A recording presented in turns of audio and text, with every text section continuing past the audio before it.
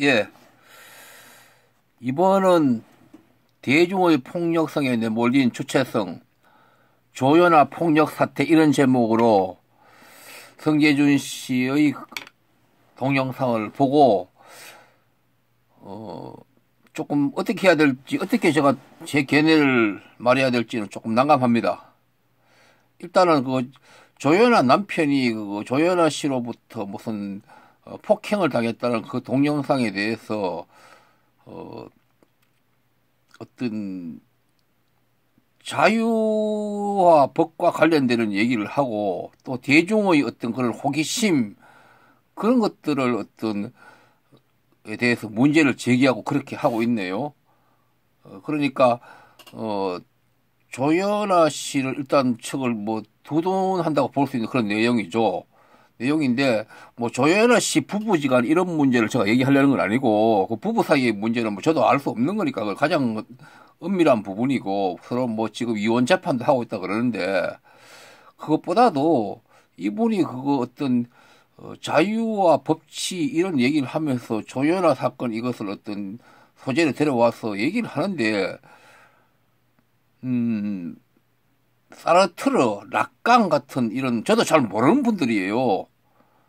말하자면 우리 20세기 중반 이후에 인류의 우리 세계 인류의 어떤 사상사나 어떤 철학 그런 쪽을 어떤 거대한 영향을 미쳤고 아주 그 난해한 철학자라고 이고 그런 분들을 여기 데리고 와서 이 간단한 내용에다가 그분들의 어떤 철학을 규명하듯이 이렇게 얘기를 하고 하는 것이 이거 뭐야 이거 저렇게 그 어떤 그런 어떤 대단한 철학자들을 저렇게 간단히 그 사람 철학이 이렇다 하고 이렇게 여기다가 얘기를 하는 것이 저게 뭐야 저렇게 해도 되는가 이런 생각이 들면서 그러니까 결국은 제가 그런 대단한 어떤 큰 철학자를 데리고 온 상태이기 때문에 뭐라고 단정은 못 하겠어요. 그분 철학에 대해서 저도 잘 모르다 보니까. 근데 이분은 무슨 그런 철학들을 그 사람들 철학을 이렇다고 이렇게 단정한 듯한 그런 어떤 전제에서 이제 이 무슨 폭력과 관련해 가지고 어떤 뭐 타인의 시선으로 어떤 인간이 행동을 하는 이런 문제를 비판하고 주체성 주체 문제 이런 얘기를 또 막 하고 있어요. 그래서 참 어려운 문제인데 그래서 이제 분명히 제가 볼 때는 이 사람은 어떤 그런 습관이 있는 것인지 왜 그렇게 저런 철학자를 굳이 데리고 오느냐 그냥 얘기를 하지 조연아 사건에 대해서 부부지간 사건에 대해서 자기 생각을 얘기하면 되지 왜 그분들을 굳이 데려와가지고 저 같은 사람이 볼 때는 참 난감하게만 만드느냐 판단하기가 이런 생각이 또 드네요. 들고 어쨌든 한번 보도록 하죠. 한번 들어보죠.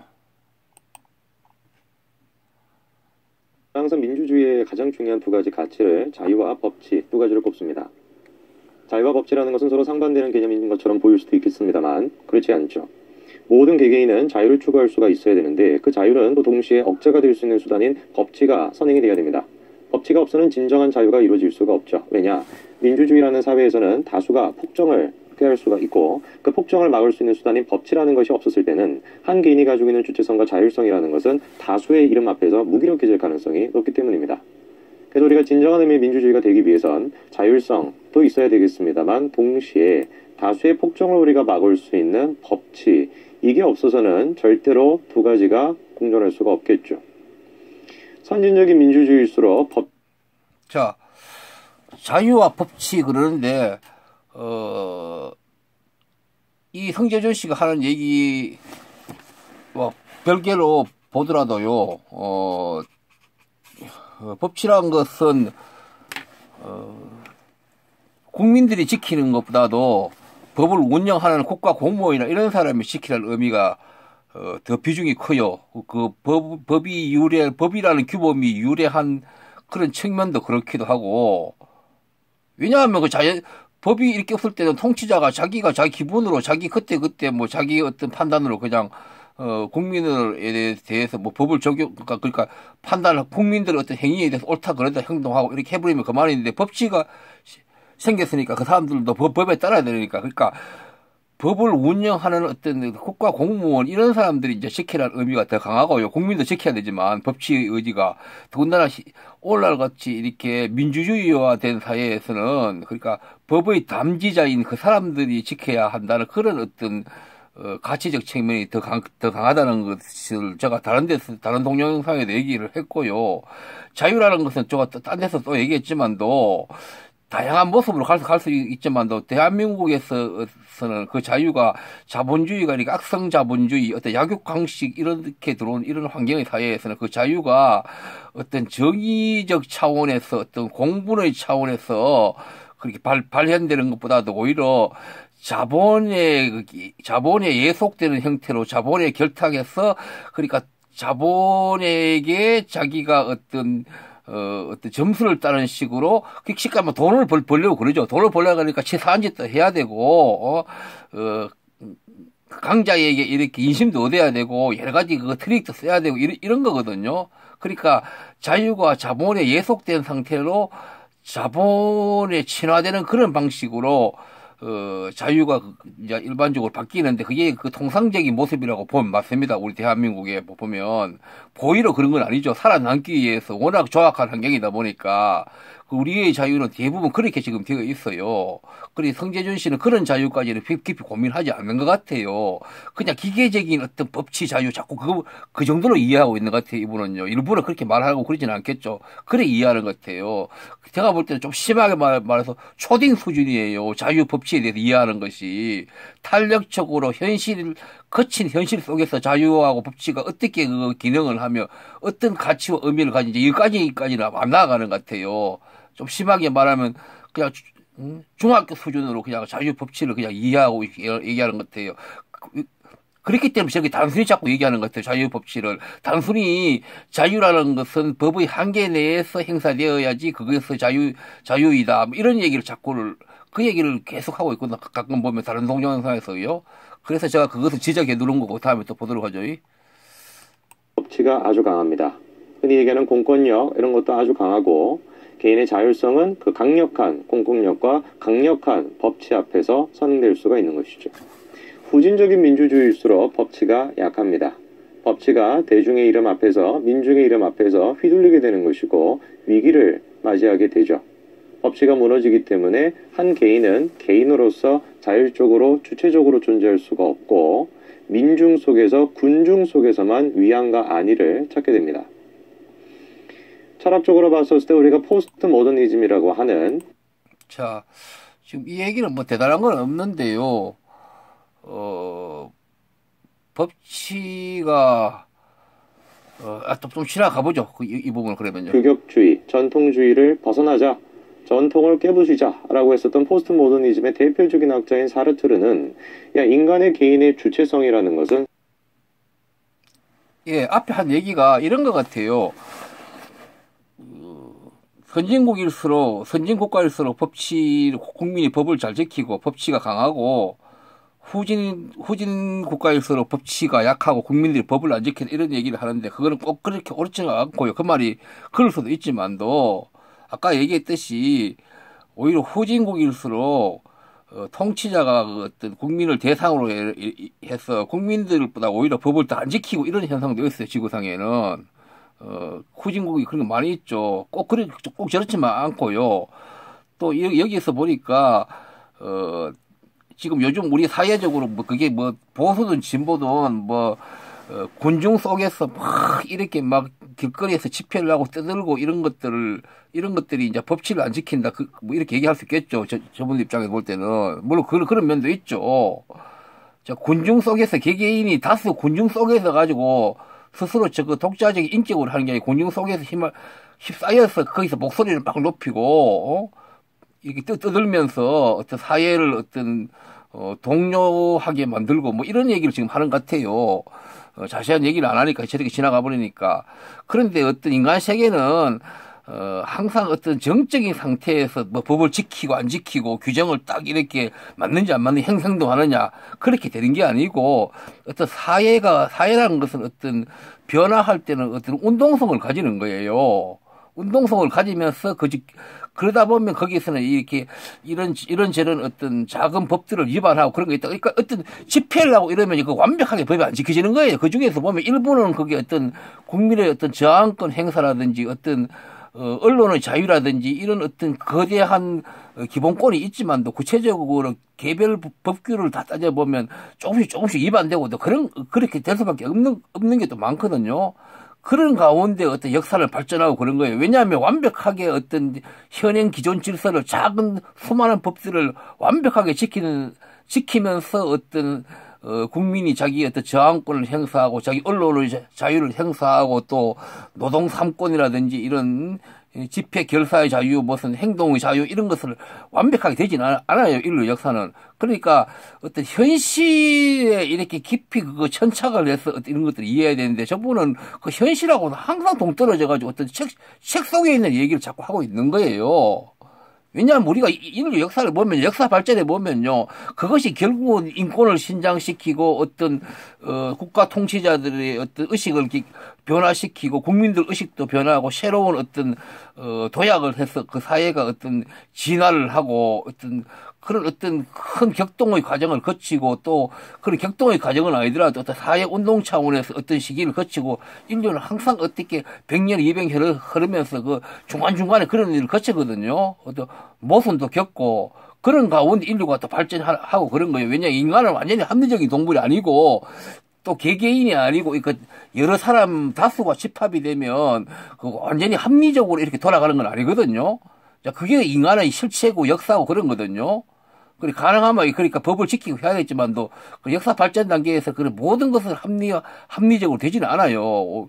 그러니까 인간의 실체, 인간 세계의 인간 역사의 실체를 보고 이해를 하면 좀 큰 범위에서 그렇게 이제 저렇게 발전하는 걸 인류를 이렇게 보아야 되는데 이분은 그런 것들에 대해서 다 법의 기성의 법률이 안 맞기 때문에 그거는 틀렸다. 이렇게 이해를 자꾸 얘기를 하는 거예요. 그러니까 인간의 어떤 자기가 인문적인 얘기를 저렇게 한다면 인간의 어떤 역사가 그렇게 형성되는지 그런 부분에 대해서 같이 결부해서 이렇게 고민을 하고 얘기를 하는 게 맞는데 그거에 안 되는 것이 좀 아쉬운 것 같아요. 이분은요. 항상 그게 좀 부족한 것 같아 보니까요. 그건 그렇고 좀 더 보도록 하죠. 무슨 얘기를 하는지. 그랬을 때 우리가 포스트 모더니즘이라고 하는 규격주의, 전통주의를 벗어나자, 전통을 깨부수자라고 했었던 포스트 모더니즘의 대표적인 학자인 사르트르는 인간의 개인의 주체성이라는 것은 사라졌다. 인간의 개인의 주체성이라는 것은 온전할 수가 없다. 오로지 타인에 의해서 결정되는 것이고 타인이라고 하는 민중, 군중 속에서야 인간의 개인은 존재할 수 있는 것이고 무슨 존재적인 감, 현존재, 됐다 그런 거 인간의 실존이라는 것은 바로 그런 타인 속에서야 완전해질 수가 있는 것이다. 이렇게 주장했죠. 사르트르는 광장에 모이는 수백만 명의 사람들 앞에서 선포했습니다. 실존은 본질에 선한다. 수백만 명의 프랑스인들은 환호했었죠. 포스트 모더니즘의 시작이었습니다. 우리나라는 어떤 지금 지경을 걷고 있는가를 생각해 봤었을 때 저는 개인적으로 민주주의가 파괴가 되고 있는 건 아닌가 걱정이 큽니다. 개인의 자체성과 개인의 자율성은 온데간데 사라져 있고 남이 무슨 생각을 하지? 남은 나한테 무슨 생각을 가지고 있지? 저 사람들은 무슨 행동을 하고 있고 저 사람들은 지금 무슨 생각을 하고 있을까에 의해서 개인의 자율성은 파괴가 되고 있죠. 네이버의 실시간 검색어라는 걸 통해서 끊임없이 우리는 이 지금 순간에 다른 사람은 무슨 생각을 하는가에 따라서 자신이 가지고 있는 생각은 무너져 내리고 있습니다. 자, 사르트르라는 분을 지금 데리고 왔거든요. 저 난해한 철학자를 데려왔는데 이분이 지금 하려는 얘기가 네이버 실시간 검색어 얘기 나오면서 그러니까 타인들이 어떻게 보느냐 거기에 따라서 자기 주체성이 없이 이렇게 쏠려다니고 집단화돼 가지고 어떤 개인의 개성은 말살되고 그러다 보니까 그렇게 집단화되는 어떤 파시즘 같이 그런 어떤 꼭 파시즘 아니지만 어떤 집단화되고 군중화돼 가지고 어느 개인의 인격을 이렇게 마녀사냥하듯이 말살하고 이런 일들이 있다. 이거 사회적인 큰 문제다. 그러니까 개인 주체성이 없다. 그러면서 사르트르가 무슨 방금 얘기 뭐라 그랬습니까? 실존은 본질이 앞선다. 그런 얘기 했죠. 근데 저 뒤에 가면 락강이라는 분 또 데리고 오는데요. 이분은 락강, 그런, 락강이란 분이 저는 잘 모르지만 엄청 난해한 철학자로 알고 있거든요. 오늘날 그거 어떤 철학계에서도 그 락강에 대해서는 온갖 견해가 갈리고, 응? 뭐 그런 거 어쨌든 간에 그 사르트르에 대해서 뭐 제가 이런 얘기를 길게 하는데 이분은 조금 뭘 생각하는지 모르겠어요. 사르트르의 어떤 그거 실존을 그러니까 실존은 본질이 앞선다는 얘기는 인간은 그거 어떤 인간의 사회적 동물을 굉장히 그 사르트르는 자기 독특한 어떤 견해로 지금 내놓은 걸로 지금 보거든요. 저는요. 그러니까 사르트르는 인간을 어떤 타인과 관계 속에서 내가 규정되는 것이지 타인과 그 분리돼가 내가 독자적으로 완전한 어떤 규명되는 그런 것이 아니다. 그러니까 타인으로부터 영향받고 타인으로 관계해 가지고 내가 규정된다. 이런 얘기고. 그래서 사르트르는 특히요.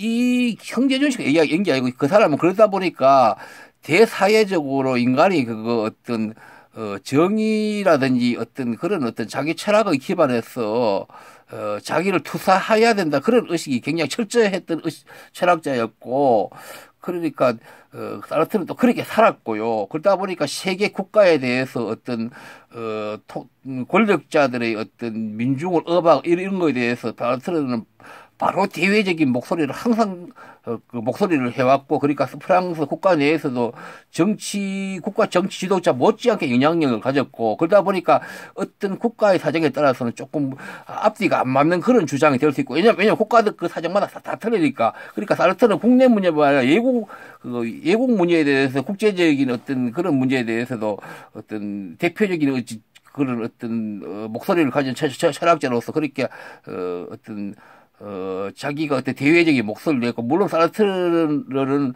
어떤 마르크스 사회주의 그런 기반을 가지고 있는 거죠. 물론 그 당시에 철학자들은 다 마르크스 주자였어요. 마르크스하고 뭐 반박이다 그런 건 아니고, 그런 사회주의적 의식은 그 시대에는 지성인 철학자라 그러면 그런 기본을 다 가지고 있었어요. 그 당시에는. 오늘날은 이제 완전 세계가 변했지만도 전혀 이상할 거 없어요. 그 당시에는 그건 당연한 그 당시에 어떤 세계 석학이나 철학자는 그거는 기본을 다 가지고 있었던 거예요. 사회주의적 이런 것들. 단지 그 속에서 어떤 정도라든지 그 모습이 좀 다 달라서 뿐이죠.